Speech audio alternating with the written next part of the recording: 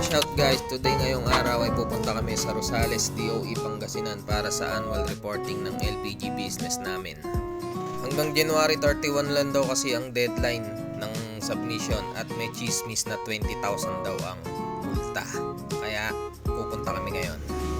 Sa mga wala pang form, makukuha nyo yung form sa website ng DOE, yung mga ARE form. Yun, da-download nyo lang din yun. Tapos pwede namang handwritten. Tulad lang din ng ginawa natin nung una, yung longitude, latitude, tapos yung mga brand na gamit ninyo. Tsaka wag nyo kalilimutan yung supplier certificate ninyo, i-attach nyo yun, kasama yun sa hahanapin. Tsaka yung receipt copy, dahil dun nila tatatakan yun. Kaya magbe-breakfast muna kami, naghahanap lang kami ng lugaw, wala kaming makita eh. Kaya di kami napunta sa McJollibee, wala palang lugaw dito. Kaya si Boss Emon, naggagasol din siya. Tsaka si Prinsesa. Ayan. Siyempre, mayabang tayo, kaya dito tayo nagkape sa McJollibee. Yan o, sarap magkape. Sa bahay, 3-in-1 lang tinitira namin, no? Ngayon, naka-McJollibee pa kami. Titipid talaga kami, lugaw-lugaw lang eh. Wala kaming makita ng lugaw. Ayan, kaya masaya si Boss Emon. Nabitin pa oh, kinuha pa yung kaldero, baon-baon niya talaga yan lagi-lagi eh. Ayaw niya nagugutom. Yan, hanggang DOE, dala-dala namin yan.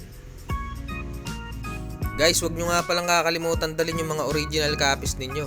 Ang sinubmit namin ay business permit na certificate muna kasi hindi pa nila na-provide eh. Tapos yung original na resibo, tapos original na EPSIC, yung Fire Safety Inspection Certificate. Huwag niyong kakalimutan yun. Yan, nasa Pangasinan na kami. Drive lang. Wala naman babayaran, basta sinubmit lang namin.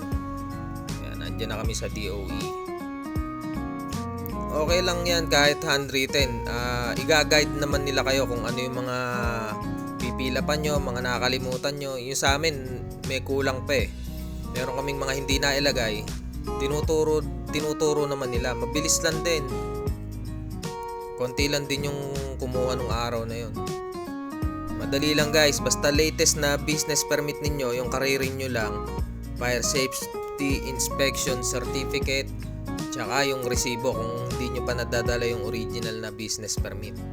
Sa amin kasi certificate lang, nanghingi lang ako. Yan. At okay lang kahit na hindi nyo pa napilapan, tuturuan naman nila kayo kung magkaroon kayong mali. Pero kagaya nga nung ginawa nyo nung una, yun lang din yung ilalagay ninyo, longitude, latitude, pangalan, business, yung basta yung mga sa una lang dati nyo, alam nyo na yun, di ba? Yan, naka-receive na kami.